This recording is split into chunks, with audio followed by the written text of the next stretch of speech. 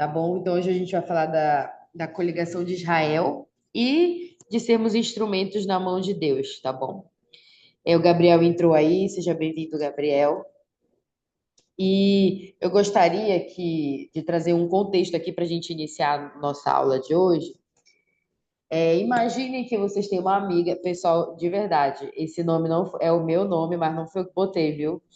Tá no manual de preparação de vocês, esse caso aqui. Mas imaginem que vocês têm uma amiga que se chama Rebeca, e essa amiga ela não é membro da igreja, e ela vai numa reunião sacramental assistir a reunião pela primeira vez. E aí você vai lá, acompanha a sua amiga e tudo mais. Ela assiste, aparentemente tudo certo. Só que quando ela volta da igreja, você pergunta para ela como foi a experiência dela na reunião sacramental. E ela diz para você o seguinte: as pessoas foram muito amigáveis, os discursos foram interessantíssimos, mas eu fiquei confusa sobre uma coisa que o discursante falou, sobre a coligação de Israel. Ela fala, né? Um discursante falou sobre a coligação de Israel e disse que era a coisa mais importante que estava acontecendo hoje na Terra. E aí ela se perguntou, né? O que que é essa coligação de Israel e por que que ela é tão importante para a sua igreja? Então, dentro desse contexto aí, o que que vocês responderiam para essa amiga de vocês, a Rebeca?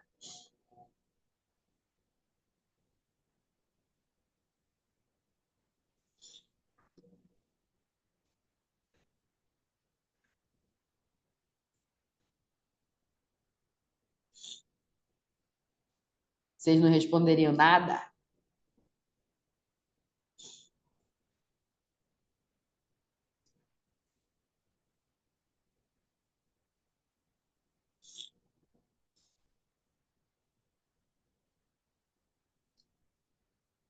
Vamos lá, então. Aliton, o que que você responderia para a sua amiga Rebeca sobre o que é a coligação de Israel? Eu já ia abrir o microfone aqui, aí você falou meu nome. Mas tudo bem, vamos lá. Bom, eu diria para ela, de uma maneira bem simples, que a coligação de Israel, né, o que essa obra que mais está acontecendo, que mais importante hoje para gente, é de fato essa busca por uma união, de uma única fé, no caso, né? E daria talvez o exemplo de que Cristo veio aqui para poder pregar também isso, né? Essa união. Então, eu diria, talvez de uma forma reduzida, de que seria uma busca de unir as pessoas por intermédio de uma fé única, para que não pudesse, talvez, confundir tão bem ela, né? Perfeito, Ailton, concordo contigo. Acho que tu usou palavras que definem muito bem uma união, né? Então, primeiro de tudo que causa estranheza, eu acredito, é essa palavra coligação, né? Que não é tão comum no nosso vocabulário usar essa palavra, coligação. Mas ela é uma união, uma reunião, uma união. E tu explicou muito bem que é num único propósito, né? Que envolve a nossa fé. Muito bem. Alguém mais, pessoal? O que que vocês responderiam para uma amiga de vocês que perguntassem o que é a coligação de Israel? O Alisson respondeu, né, o que ele responderia sobre o que é, mas ela perguntou também assim, por que que ela é tão importante para a sua igreja? Como é que vocês responderiam para essa amiga que não é membro? Por que que é importante fazer essa reunião, essa união?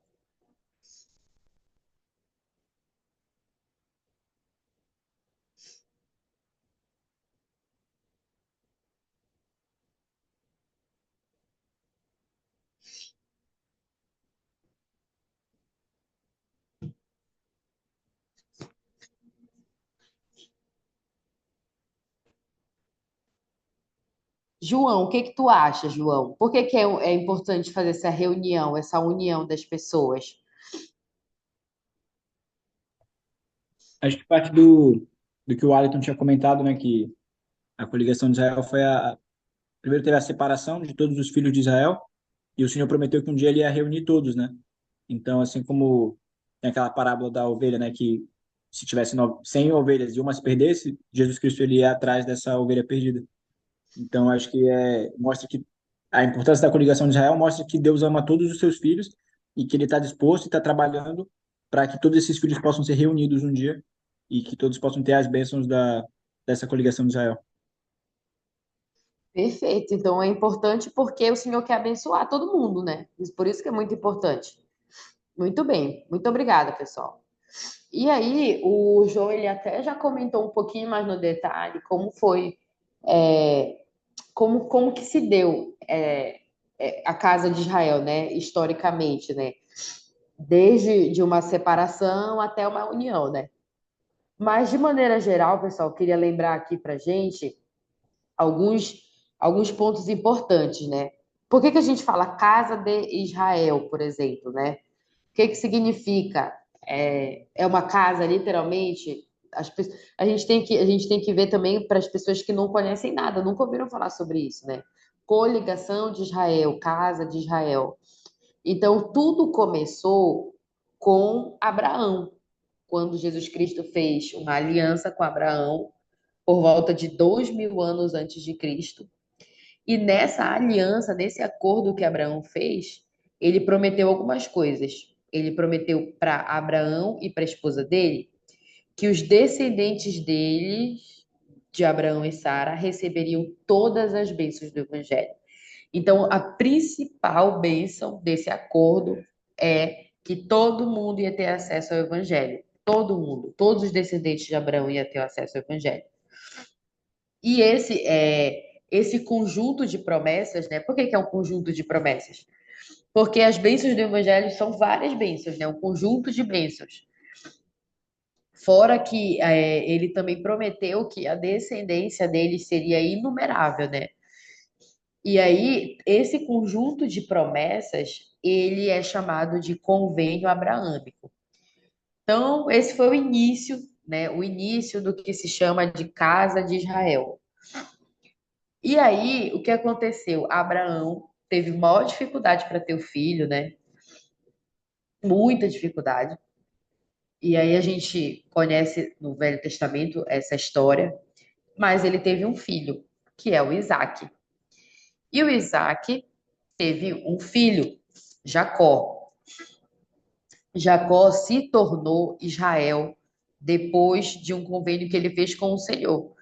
E Israel, que era neto de Abraão, lembre-se, né? O Senhor já tinha prometido lá com Abraão que ele ia ter uma descendência.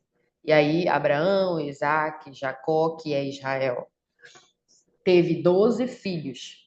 E esses descendentes ficaram conhecidos como as 12 tribos de Israel. Essas 12 tribos, né, de Israel, a divisão delas, né, a gente consegue hoje em dia fazer parte de uma dessas 12 tribos. E a gente vai saber como que a gente é admitido numa tribo dessa. Mas Israel teve 12 filhos, esses 12 filhos são as 12 tribos de Israel. Então, o que que é a casa de Israel? Se alguém perguntar para vocês, no caso, por exemplo, da amiga, né, que foi lá na reunião sacramental. A casa de Israel é o nome que a gente dá para o povo do convênio do Senhor. O povo que faz parte desse convênio que Deus fez com Abraão lá dos 2.000 anos antes de Cristo. E é isso que significa, simples assim, né? O que que é a casa de Israel? É o povo do convênio de Deus.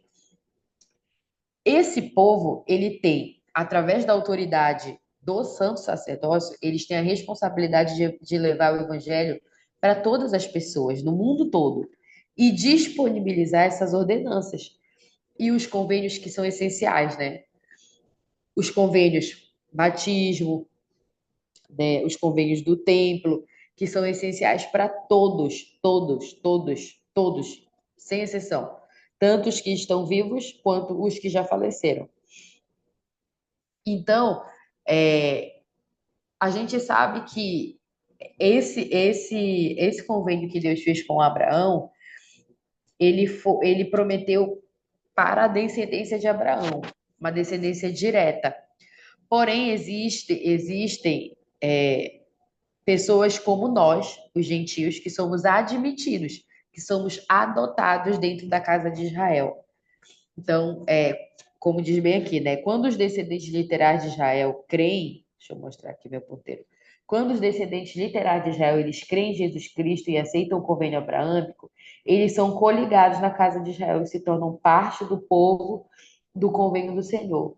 Aqueles que não são descendentes literais de Abraão, como a maioria de nós aqui do povo das Américas, Isaac e Jacó podem ser adotados na casa de Israel, exercendo fé em Jesus Cristo e aceitando as ordenanças dos convênios. Então, em que momento, se a Rebeca lá, amiga de vocês, perguntasse, né? Em que momento, eu não sou descendente literal de Abraão, né? Ela poderia dizer, poxa, mas eu quero ter acesso a essas bênçãos, né? Como é que eu posso participar desse povo que está se reunido? Através do aceite, né? Aceitando as ordenanças dos convênios do Evangelho de Jesus Cristo. Simples assim, né? Então, isso foi um lembrete para nós aí do que é a casa de Israel e como que a gente pode usar essas informações para explicar para outras pessoas. E como o nosso curso aqui, né, a gente está falando sobre ensinamentos e doutrinas que a gente conta no livro de Mórmon. Vocês lembram quem explicou no livro de Mórmon? Quem, né? Não existe só uma pessoa, tá? Mas vocês lembram de alguém no livro de Mórmon que ensinou sobre a casa de Israel, a coligação de Israel? Vocês lembram?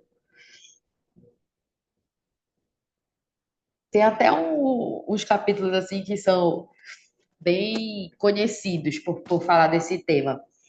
Vocês lembram?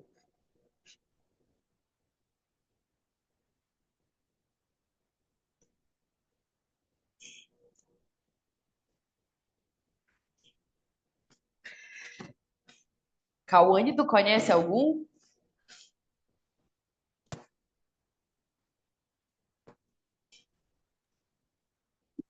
Algum quê? Alguém no livro de Mórmon que falou sobre a casa de Israel, sobre a reunião do povo do convênio de Deus? Você lembra de alguém no livro de Mórmon que falou sobre isso? Alma. A alma. Muito bem. Alguém mais lembra de algum episódio? Nefe escreveu bastante também sobre a coligação de Israel. Def, muito bem, João. Então, existem não somente esses dois que vocês citaram, né? Mas eu gostaria de trazer aqui para vocês um videozinho do capítulo 15 de Nefe, primeiro Nefe. Então, Nefe teve a oportunidade de falar sobre isso. Mas antes de Nefe, o próprio Leí, o pai de Nefe, ele começou a falar sobre isso. Então, hoje é um assunto que é falado pelo nosso profeta, que a gente vai ver também na aula, mas já há muito tempo se profetiza, se conversa sobre a coligação de Israel, há muito tempo mesmo. Então vamos ver aqui, eu vou colocar um videozinho aqui para vocês verem. Primeiro Nefe, capítulo 15, e depois a gente vai ler umas escrituras, tá bom?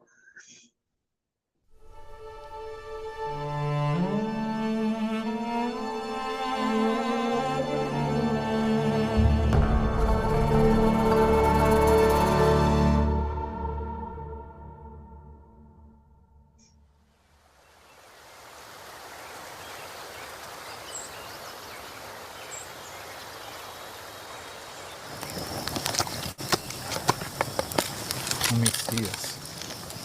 A dispersão de Israel. Nada disso faz sentido. Talvez ainda não seja a hora de compreendermos.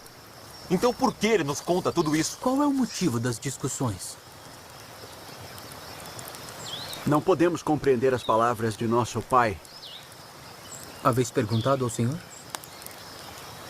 Não perguntamos, porque o Senhor não nos dá a conhecer essas coisas. Lama, o que nosso pai quer dizer é que nos últimos dias, quando nossos descendentes estiverem caindo na incredulidade, a plenitude do Evangelho do Messias chegará aos gentios, e dos gentios aos remanescentes de nossos descendentes. E naquele dia, os remanescentes da nossa semente virão a saber que são da casa de Israel e que são o povo do convênio do Senhor. Eles virão a conhecer seu Redentor e os pontos essenciais de sua doutrina, para que saibam como chegar a Ele e ser salvos.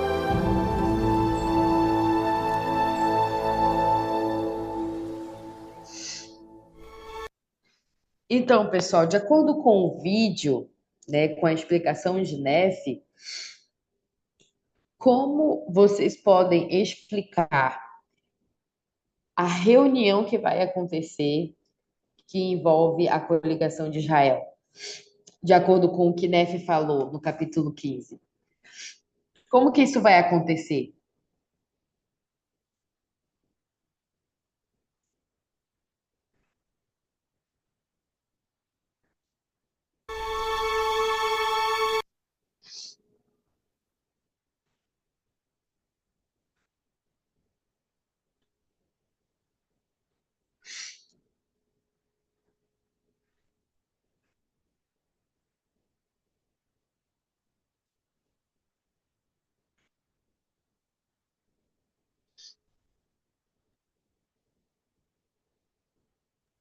No capítulo 15, Nefe, ele compara a coligação com uma oliveira, né? Diz que os ramos vão ser enxertados na árvore. Também, muito bem. A gente vai falar disso agora, né? Mas no vídeo, antes disso, né, a gente pode perceber no vídeo qual era o contexto, né? Os irmãos Leí tinha falado sobre isso, mas antes de reunir alguma coisa, primeiro elas foram separadas, né? Então, lembre-se, né, da Abraão, a descendência de Abraão, ela foi dispersa. E nessa dispersão, a doutrina do Evangelho de Jesus Cristo se perdeu.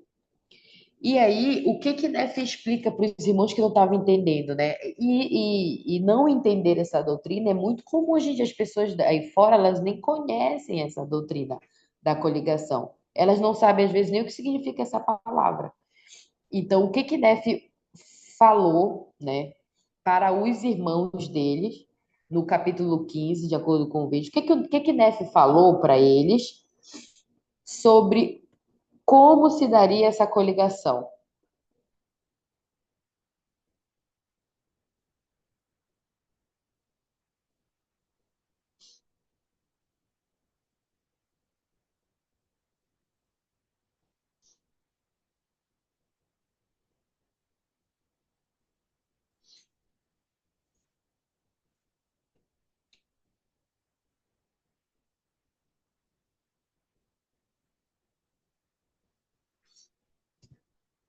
Então, vou ajudar vocês aqui, né? Como o João falou, dentro desse mesmo capítulo 15 de Nefe, Nefe faz uma comparação a uma oliveira. A comparação das escrituras, ela é um método para que as pessoas compreendam melhor, né? O que que aconteceu. Então, vamos ler lá em 1 Nef 15, no versículo 12 ao 15, e vamos ver como que Nef usou a oliveira, que é essa árvore aqui, né, que a gente está vendo, como ele usou isso para explicar o que é a coligação de Israel, tá bom? Então, vamos ler lá. Eu vou abrir aqui para a gente.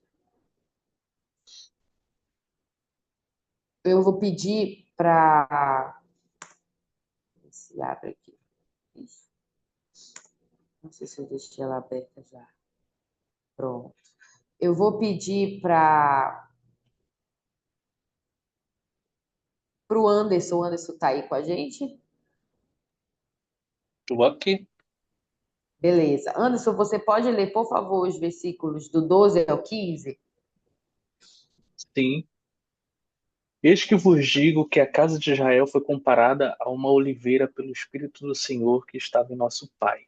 E eis que não fomos nós desmembrados da casa de Israel, e não somos nós um ramo da casa de Israel. E agora, o que nosso Pai quer dizer sobre o enxerto dos ramos naturais por meio da plenitude dos gentios é que, nos últimos dias, quando nossos descendentes tiverem degenerado, caindo na incredulidade, sim, pelo espaço de muitos anos e por muitas gerações depois que o Messias se manifestar em pessoa aos filhos dos homens, então a plenitude do evangelho do Messias chegará aos gentios, e dos gentios aos remanescentes de nossos descendentes. Naquele dia, os remanescentes da nossa semente virão a saber que são da casa de Israel e que são o povo do convênio do Senhor.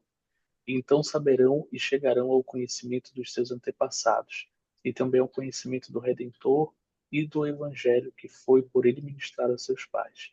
Portanto, virão a conhecer seu Redentor e os pontos essenciais de sua doutrina, para que saibam como chegar a ele e ser salvos. E então, naquele dia, não se regozijarão e não darão graças ao seu eterno Deus, sua rocha e sua salvação? Sim, naquele dia não receberão vigor e alimento da verdadeira videira? Sim, não virão eles para o verdadeiro rebanho de Deus? Obrigada, Anderson. Olha, a gente tem 2 Andersons aqui, viu, Anderson? Aí eu vou chamar o Anderson 1 e o Anderson 2. Então eu li à toa, né? Que não era nem para mim. É. Mas já leu com uma voz excelente de locutor aí, para todo mundo ouvir. Pronto. Então, de acordo com essas escrituras, né, Nefe, ele está explicando, comparando aquela oliveira que o João já adiantou para gente, né, sobre o enxerto e tudo mais. E aí eu vou fazer umas perguntas aqui, quero que vocês respondam, tá bom? Nós somos o povo do Senhor é aquela oliveira. O que aconteceu com esta oliveira no versículo 12?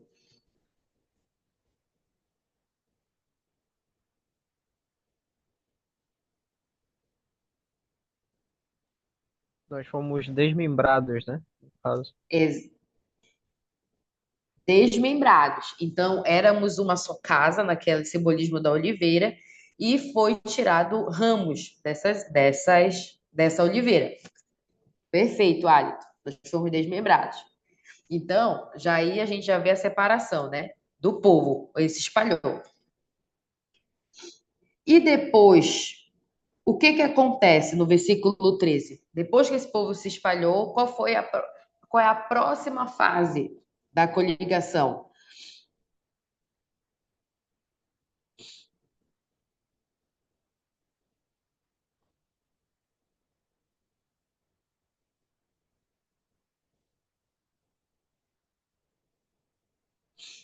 No versículo 13, qual é a próxima fase?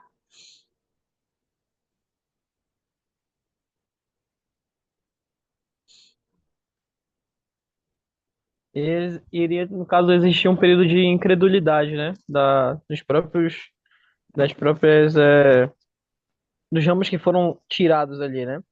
E aí a gente iria precisar, com essa incredulidade, um dia de um Messias e assim por diante, como um plano de salvação explica pra gente, e um dia voltar e reaprender e aí sim ser recolocados ali naquela mesma árvore, né? Seria o enxerto, né? Que a escritura se remete. Perfeito, Alito. Então, depois a casa de Israel foi desmembrada, né? Os ramos naturais eles se perderam na incredulidade. Então, o Evangelho de Jesus Cristo, o Messias, as suas doutrinas, se perdeu. E aí, em aqueles ramos, né? Aqueles ramos naturais, né? Serão enxertados por meio dos gentios, nós. Então, ele fala aqui também sobre que a plenitude do evangelho do Messias chegará aos gentios, aos remanescentes nossos descendentes. Então, até Nefe lá no vídeo, ele fala para os irmãos deles, né, que vai chegar uma época que a própria descendência literal ia cair na incredulidade, porém, alguns que tinham sido desmembrados, né, eles seriam uma fonte de reunião da descendência do povo do Senhor, novamente, né? E aqui no 14, ele continua falando que sobre a semente, E principalmente, pessoal, o que eu gostaria de focar aqui também, né, além dessa comparação da oliveira, é que o conhecimento sobre o Redentor foi perdido, né? Então, a coligação de Israel, o foco dela é que o nome de Jesus Cristo seja novamente conhecido pelo povo do Senhor, porque eles iam se perder na incredulidade, né? E aí, eu vou voltando aqui na nossa apresentação, né? É o que o João falou até antes da gente ler a escritura sobre o enxerto, né? Então, esses enxertos no livro de Mormon, a gente encontra também no livro de Jacó uma alegoria das oliveiras, né? Que fala bem detalhadamente sobre as fases desse enxerto, sobre a tentativa do Senhor de salvar a oliveira, os ramos naturais. E justamente, pessoal, quando alguém, né, como a gente comentou, quando alguém falar, perguntar sobre a coligação de Israel, que a gente lembre de usar principalmente, né, a palavra que envolve tudo isso, que é o conhecimento do nosso Salvador Jesus Cristo e o acesso que as pessoas têm que ter aos convênios e ordenanças. Assim como o Nefe explicou lá no livro de 1º Nefe, no capítulo 15. Então, eu queria agora que vocês me dissessem, né? Uma pessoa é coligada na casa de Israel. Então, ok, eu já entendi o que é a casa de Israel, eu sei que é o povo do convênio do Senhor, mas eu quero explicar, ou eu quero me tornar uma pessoa da casa de Israel. Isso acontece quando eu faço o quê?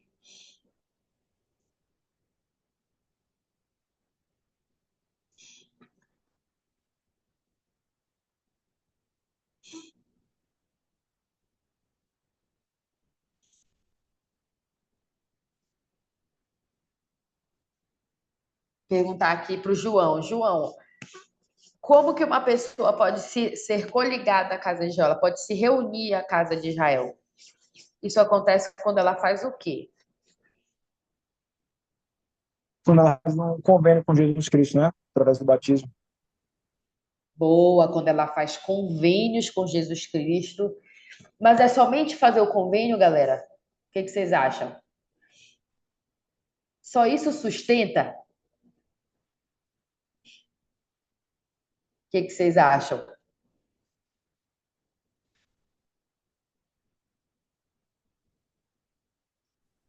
Não, eu acredito que não. Nós temos que aceitar o convênio, né? Esse convênio ele é renovado a cada dia e nós temos que viver o convênio. Além de aceitá-lo, nós somos convidados a vivenciar o convênio, a todos eles, né? A cada dia. Então, acredito que seja muito isso. Perfeito, Anderson. O que você falou sobre viver. Então, uma pessoa ela é coligada à casa de Israel, ela faz parte desse grupo, né, desse povo do Senhor, quando ela recebe a plenitude do Evangelho, então ela conhece o Evangelho de Jesus Cristo, ela conhece a doutrina, os convênios, ela chega ao conhecimento do Salvador Jesus Cristo, faz o convênio, como o João falou, né, ela se batisma e guarda os convênios desse Evangelho. Então, não é somente entrar na porta, né? Ah, ok, vou fazer aqui literalmente uma ordenança, o batismo e tá tudo feito. Não, mas envolve conhecer, fazer a ordenança e guardar, como o Anso falou, viver os convênios desse evangelho, tá? E aí eu pergunto para vocês, de que maneira, de maneira prática, tá bom? Se vocês tivessem que explicar para alguém, ok, mas e aí? Isso só acontece com os vivos ou acontece também com as pessoas que morreram? E como que acontece? Se sim, né? Se acontece com as pessoas que morreram, como que se dá isso com as pessoas que morreram?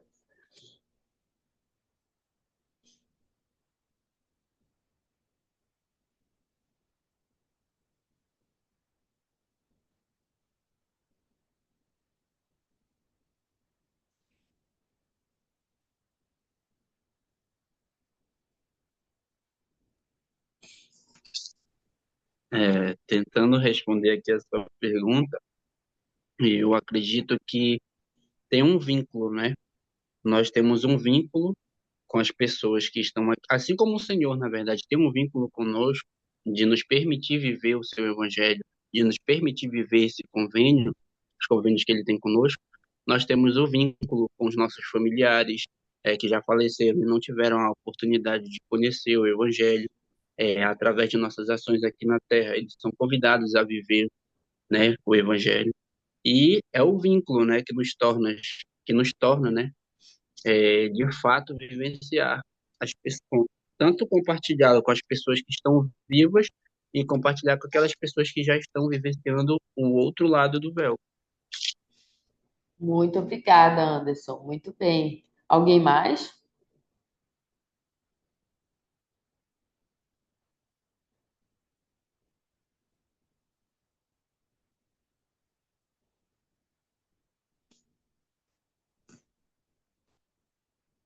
Vou pegar aqui um pouco do que o Anderson falou. Realmente, Anderson, você tem razão. Nós temos um vínculo com as pessoas que faleceram. E por nós termos esse vínculo, nós temos uma responsabilidade com elas, porque nem todos tiveram a oportunidade de conhecer o Evangelho como nós estamos tendo, e a oportunidade de viver esse Evangelho. E como que hoje acontece a coligação para os que morreram?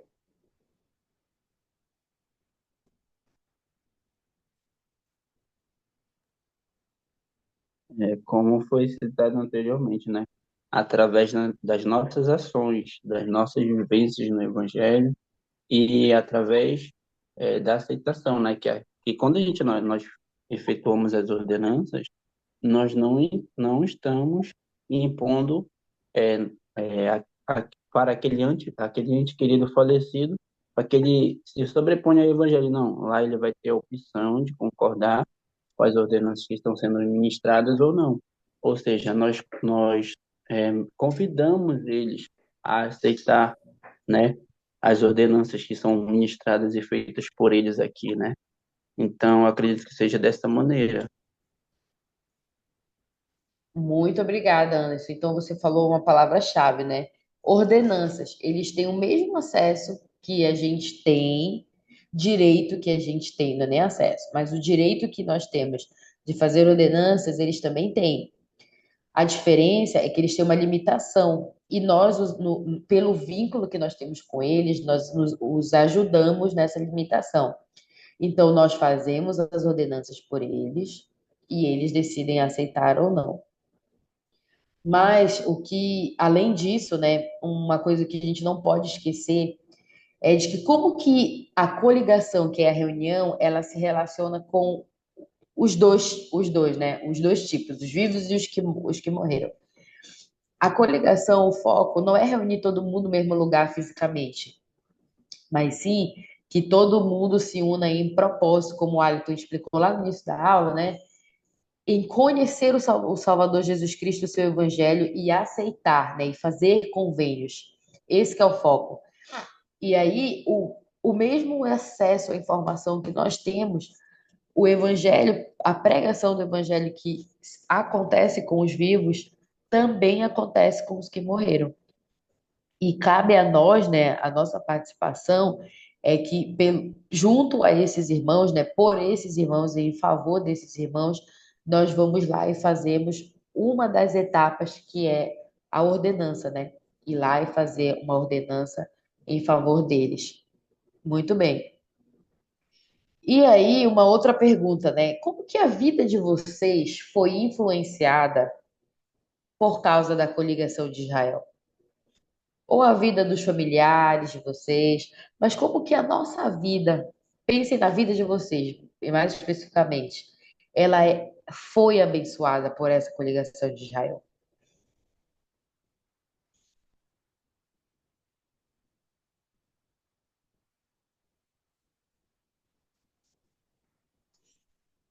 Posso? Pode.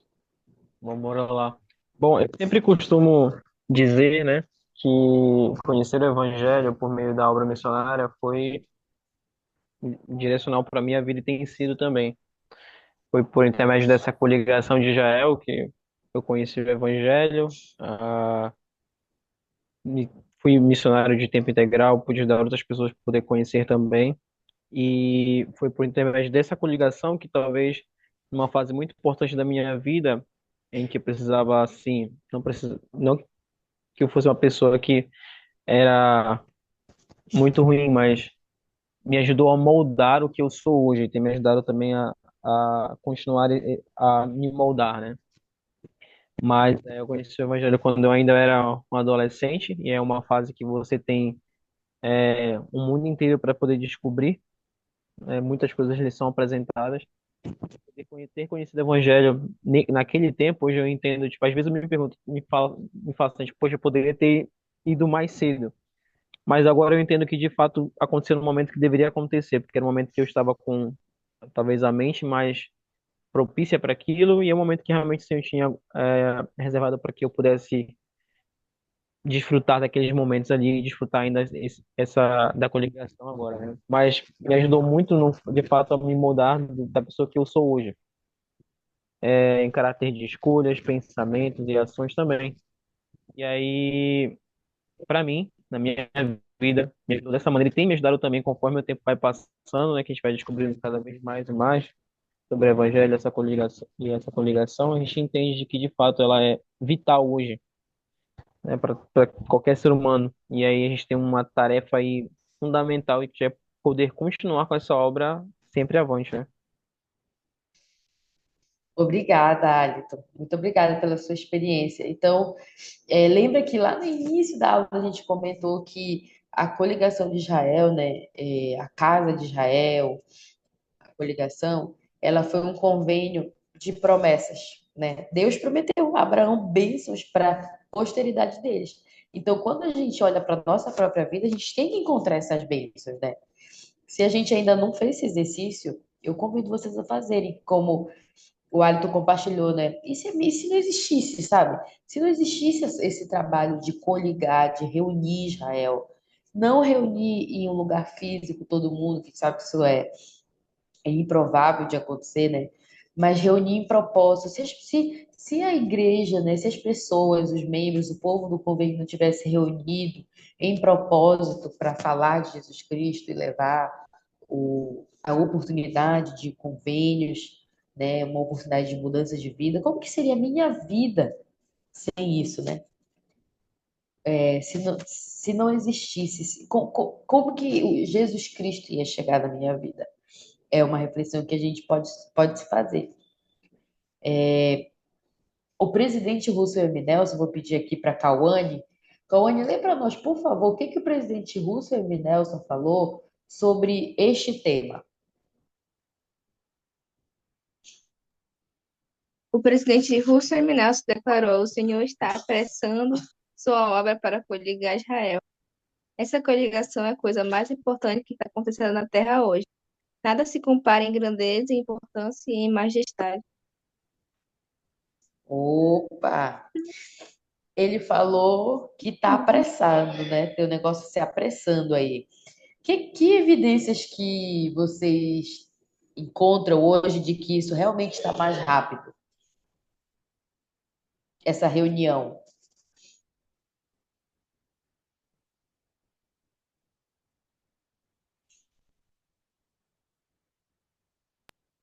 Pode repetir? O que hoje em dia nos mostra que realmente o Senhor está apressando isso, essa reunião, essa coligação? Mais templos, tá anunciando mais templo do que de toda a história da igreja. É a missão, mudar a idade da missão dos rapazes e das moças, para eles irem mais cedo e assim dar mais oportunidade para os jovens servirem missão. Muito bem, então essas coisas são memoráveis para a gente, né? O Edilson até compartilhou também aqui a construção dos templos, né? Assim, essa semana teve conferência na Estaca Cidade Nova, e aí o Helder Rezende, ele falou sobre isso, ele mostrou, né, em números, que quando todos os templos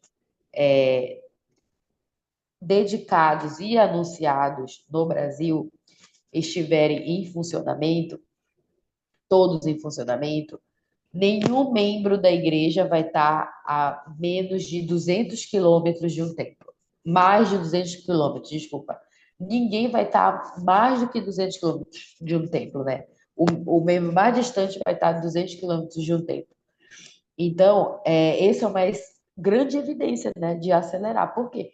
Porque as pessoas fazem convênios no templo por si mesmas e em favor dos que já faleceram. Então, mostra de novo que essa reunião está acontecendo dos dois lados, né, para os vivos e para os mortos.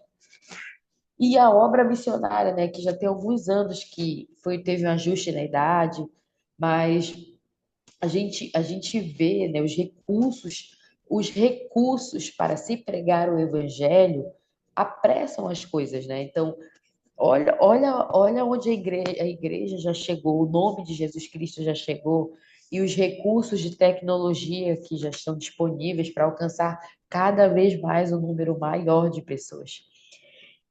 E olha, o nosso profeta, ele falou que esse trabalho é a coisa mais importante que está acontecendo hoje em dia na Terra. É a coisa mais importante. Não tem outra coisa mais importante, nenhum trabalho mais importante, globalmente falando, do que a coligação de Israel. É, eu vou fazer uma pergunta aqui. Mila, você está aí com a gente, Mila?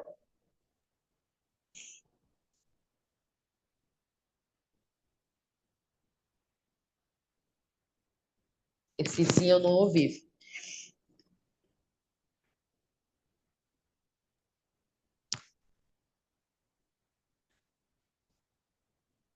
Acho que a gente não consegue te ouvir, Mila.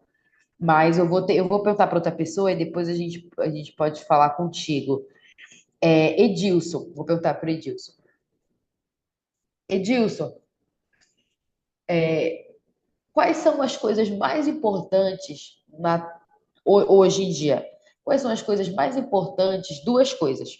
Primeiro e segundo lugar. Quais são as coisas mais importantes para você hoje em dia, na sua vida pessoal?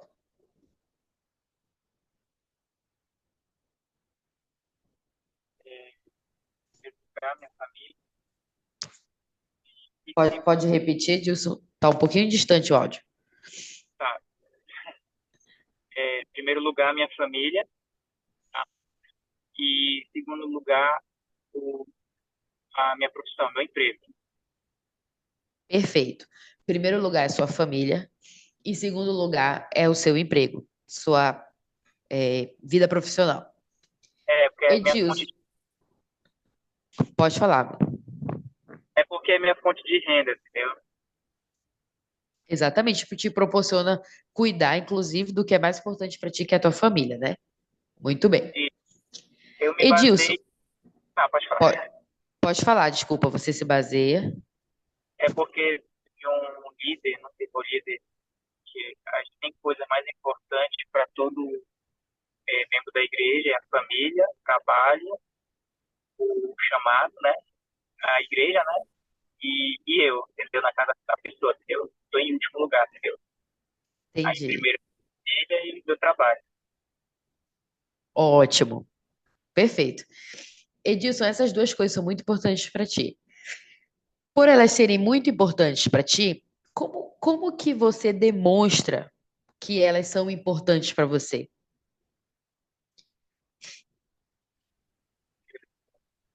Eu dedico tempo para a minha família e dedico tempo para o meu trabalho.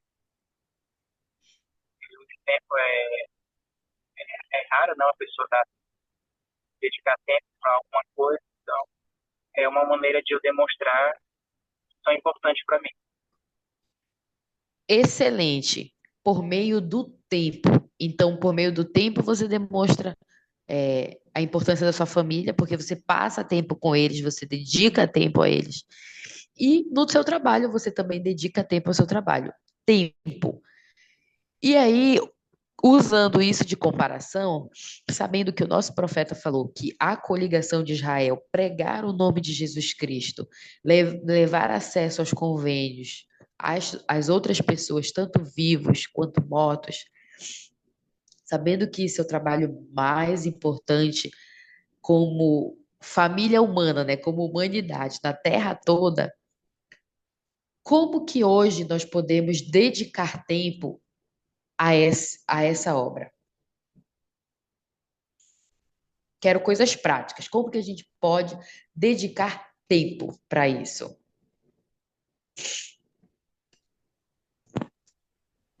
Agora estava na Hum, igreja. Pode pode falar. falar. Pode falar, irmão. Tá bom. Estava tendo agora há pouco na igreja, uma atividade sobre história da família. E uma maneira de demonstrar a importância foi dedicar o meu tempo e participar dessa atividade. Aí é uma maneira que eu faço, de dar o meu tempo para mostrar que é importante para mim. Por exemplo, teve atividade agora na igreja, eu estava na igreja agora. Perfeito. Então, uma atividade de história da família, nossa participação. O que mais, Anderson? Cunha. Então, com relação ao que o irmão falou, tá tudo correto. Eu também concordo que o tempo ele é necessário para que nós possamos efetuar tudo aquilo que nós temos de convênios com o Senhor, com nossos familiares, com quem amamos e com os nossos afazeres como um todo. E participar, né? Além de dedicarmos tempo, nós temos que estarmos de fato participativos em tudo que nós nos propomos a fazer. Então, o que o irmão falou está correto, eu concordo também. E nós temos que ter ações mais participativas, no caso dos convênios, fazendo essa relação aos convênios. Você dedica tempo, vai ao templo, participa das ordenanças, que você está ajudando tanto a si mesmo como a obra missionária, né? E ajudando aqueles entes queridos, ou seu ou de outras pessoas que necessitam, né? Das ordenanças para que elas sejam feitas pelos seus entes queridos. Perfeito. Então, além de atividade, história da família, nós podemos ir lá no templo e usar de tempo para fazer as ordenanças por essas outras pessoas. Muito bem. E assim vai, pessoal. Além disso, existe outro trabalho, né? Pregação do evangelho. Muitos de vocês já serviram uma missão, vocês já dedicaram um tempo integralmente para isso, mas todo mundo deve continuar esse trabalho, né? Vocês podem dedicar tempo para falar do evangelho, dedicar tempo para convidar as pessoas que vocês ministram, caso elas não tenham feito convênios no templo, né? Dedicar tempo a ensinar elas, a incentivar elas a fazer convênios com o Senhor.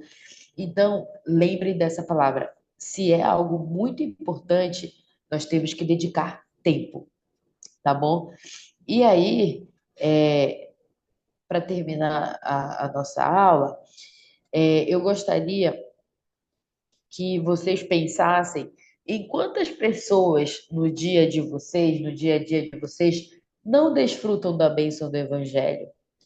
E pensem, né? Tipo, ao redor, né, do convívio de vocês, quantas pessoas que vocês conhecem nem não conhecem as bênçãos do Evangelho de Jesus Cristo, né? Elas não sabem o que vocês sabem. E como que vocês acham, me digam aí, que a vida dessas pessoas mudaria se elas aprendessem sobre o plano do Pai Celestial para a vida delas? Como que a vida delas seria melhor?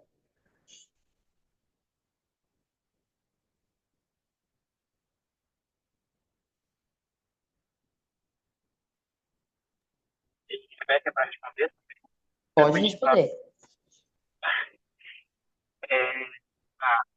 hoje eu estava no trabalho, aí eu tive surpresa de almoçar com o chefe, ficar de casa. Aí, em algum determinado momento, ele me perguntou o que eu costumo fazer quando não estou trabalhando. Aí eu aproveitei já o momento já para falar sobre o evangelho para ele. Ele é um cara que trabalha muito, o cara só trabalha, o cara praticamente vive trabalho dele, só trabalhar, trabalhar, trabalhar, trabalhar, trabalhar. E um momento aí, conversando com ele, eu perguntei se ele realmente contava com a família dele. Ele disse, sim, com certeza, eu trabalho com minha família. Aí eu aproveitei e perguntei para ele, mas você gostaria de ter sua família por sempre, uma eternidade? Aí, aí ele disse sim, entendeu? Só que aí ele viu que eu ia aprofundar no assunto. Eu tô falando isso porque eu sei que isso provavelmente ia mudar a vida dele, entendeu? Conhecendo teve um determinado momento que eu falei sobre casamento, sobre casamento eterno. Aí eu expliquei para ele que o casamento que ele tem é um casamento até essa vida, somente até essa vida, entendeu? Que é até a morte que nos separe, entendeu? Aí foi por isso que eu lembrei de falar sobre as famílias que podem ser eternas, que tem uma família bem grande. Só que aí não quis dar continuidade. Se tiver oportunidade de novo, eu vou tocar novamente no assunto. Mas tenho certeza que ia mudar a vida dele, entendeu? Perfeito, né, Edilson? Uma grande mudança. Então, as pessoas, às vezes não. Elas anseiam estar novamente vivendo eternamente com a família delas. E aí, quando você fala, né, que se elas tivessem acesso ao conhecimento do plano do Pai Celestial e tivessem feito o convênio, né, tiverem a oportunidade de fazer o convênio com ele, a família dessa pessoa pode viver eternamente com ela. Então, seria muito difícil, mudaria muito, tenho certeza que isso mudaria muito a visão da pessoa sobre a própria vida dela na mortalidade e também daria esperança para ela diante das perdas, né? Das pessoas. Muito bem, excelente. E, pessoal, porque esse exercício, né, de pensar em quantas pessoas que a gente convive e que a gente vê as dificuldades dessas pessoas, a gente vê os anseios, os sofrimentos, às vezes, ou o estilo de vida dessa pessoa, que talvez possa ser até um pouco prejudicial a si mesma. E a gente faz isso, cara, se essa pessoa soubesse o que eu sei, nossa, a vida dela ia mudar muito. E que isso, pessoal, seja um impulso para a gente falar e gastar tempo com a coligação de Israel, que é levar o nome de Jesus Cristo para as pessoas, né? E aí, sabe quem no livro de Mórmon fez muito isso? De levar o nome de Jesus Cristo para as pessoas? A gente não vai conseguir ver o vídeo, mas no livro de Osias, Alma também, né? Mas vocês lembram de um jovem que tinha alguns amigos que eram rebeldes e que esse jovem, junto com esses amigos, tiveram uma conversão bem diferente, mas assim, uma conversão bem marcante, muito marcante. Vocês lembram no livro de Mórmon quem era essa galera?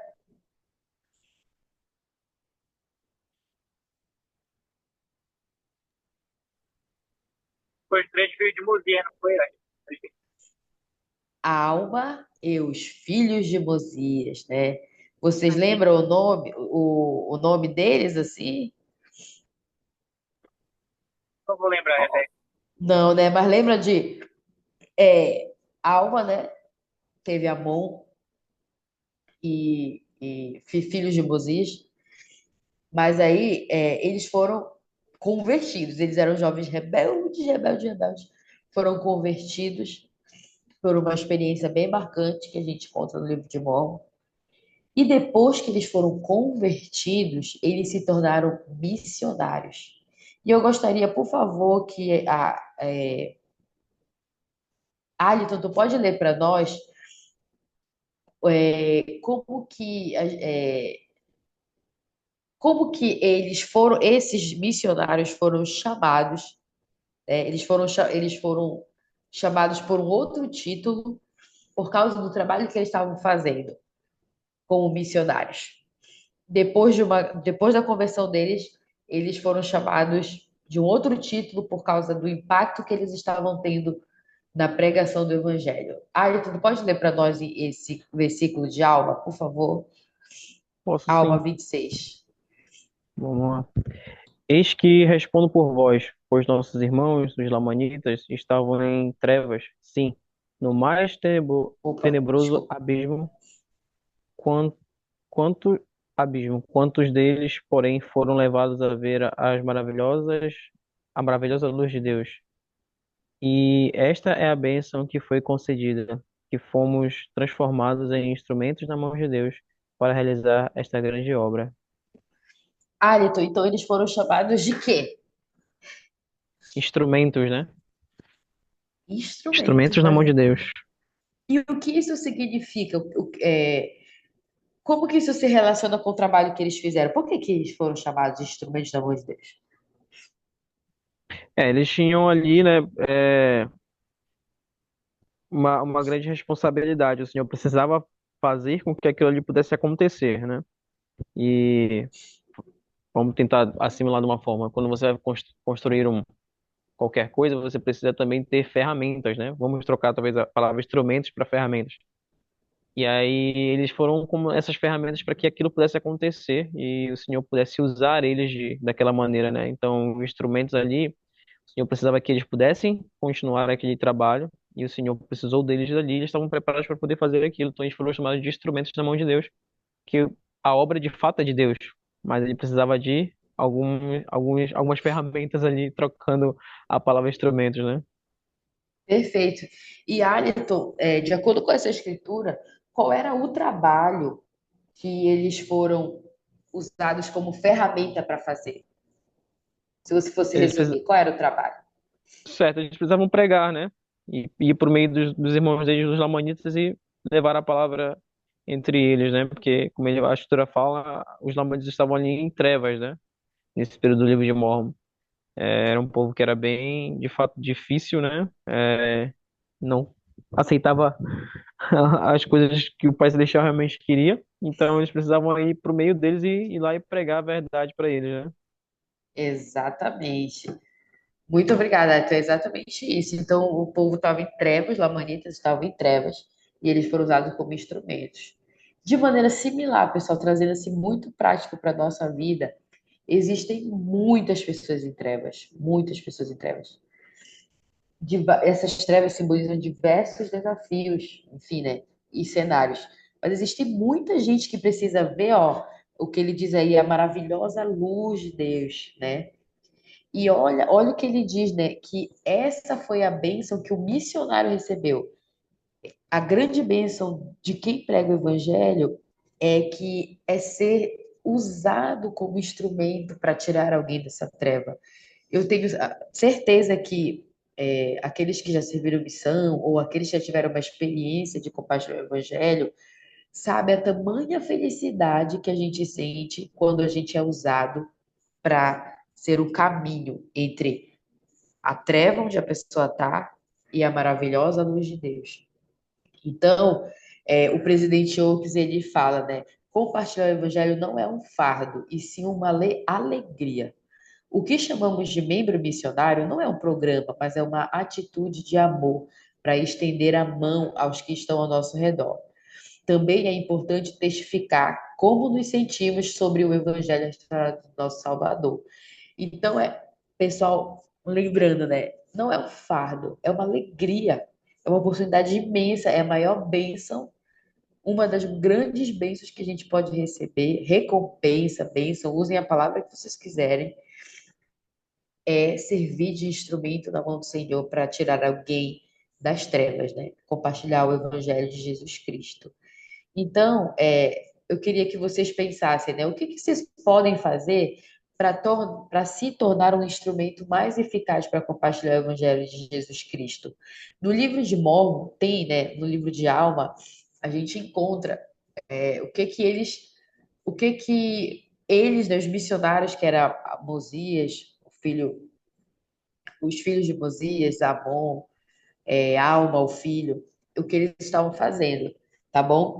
E lá no capítulo 17 de Alma, a gente não vai ler aqui, mas ele é muito conhecido esse capítulo, e ele fala sobre qual era a rotina desses missionários, né? Eles eram dedicados à oração, jejum e leitura das escrituras.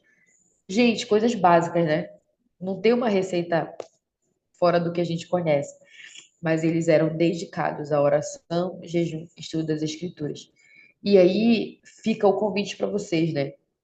Se vocês querem, né, sentem o desejo de participar dessa obra que é a mais importante obra que está acontecendo. Se vocês querem sentir essa alegria que é ser um instrumento para que alguém encontre a maravilhosa luz de Deus, se dediquem diariamente à oração, ao estudo das Escrituras e frequentemente ao jejum, a todas as atividades que vão aproximar vocês do Espírito. Sabe por quê? Porque também tem um outro episódio lá no livro de Mórmon, onde Amon, que era um desses missionários, ele foi um instrumento para converter um rei chamado Lamone, que converteu um povo inteiro, que proclamou o evangelho para muitos, né, de geração em geração. E ele tinha o espírito de revelação, que a gente aprende lá em Alma. Então, para vocês fazerem esse trabalho de uma maneira eficiente e de uma maneira impactante para a vida de vocês e para a vida das pessoas, vocês precisam desse espírito de revelação, tá bom? Então, eu vou pedir para a gente fechar nossa aula. Edilson, tu pode ler para nós, por favor, que o Edel Tidoff fala sobre isso? Posso. Onde quer que estejamos na Terra, há muitas oportunidades para compartilharmos as boas novas do Evangelho de Jesus Cristo com as pessoas que encontramos, com quem estudamos, moramos, trabalhamos ou com quem fazemos amizade. De uma maneira que foi natural e normal para vocês, digam às pessoas por que Jesus Cristo e sua igreja são importantes para vocês. Ponto, pode parar aí, Edilson. Obrigada. Então, meu convite, pessoal, onde quer que vocês estejam, em qualquer cenário que vocês estejam, sempre tem pessoas que vocês podem falar. Coligar Israel não é só falar do convênio abraâmico, né? Não é só lá das coisas do Velho Testamento que a gente viu no início da aula, mas é um trabalho de hoje, agora, um trabalho ao alcance das nossas mãos. Basta falar do Evangelho de Jesus Cristo e convidar as pessoas a fazerem convênios com ele. Não é convidar as pessoas para participarem da nossa ala, da nossa estaca, e para se reunir todo mundo no mesmo local físico, não tem nada a ver. Mas que as pessoas conheçam o Evangelho de Jesus Cristo verdadeiramente, tá? E façam isso de uma maneira natural. Digam às pessoas exatamente isso que a gente conversou. Digam às pessoas o que é a coligação de Israel, por que que é importante, qual bênção vai trazer, por que que a vida dela vai ser diferente, por que que a vida de vocês é diferente por causa desse trabalho que é a união do povo do Senhor, tá bom? Então, eu presto meu testemunho que eu sei, que eu confio muito nas palavras do profeta Rousseau Menelso, de que esse é um trabalho que vai trazer muita alegria para o mundo todo e que ele é de extrema importância. E eu presto meu testemunho que o trabalho que a gente faz no templo pelas pessoas que já faleceram, ele também é tirar as pessoas das trevas e levá-las para uma luz muito maravilhosa. O tempo que a gente dedica a isso é um tempo que vai nos trazer muita alegria, muito recompensador, principalmente porque nós vamos estar agindo como discípulos daquele que a gente diz que a gente serve, que é Jesus Cristo. E eu deixo essa aula com vocês em nome de Jesus Cristo. Amém. Eu vou pedir